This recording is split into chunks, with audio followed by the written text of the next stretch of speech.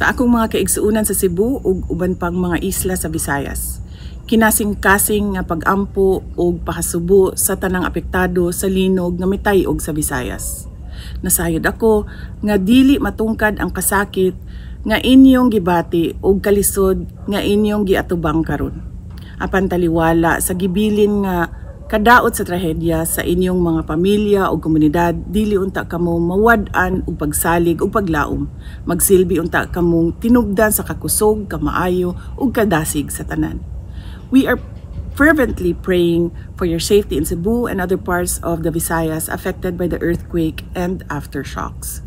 We ask God to grant comfort to those who have lost loved ones and to provide relief and strength for those holding their families together amid property loss and damage.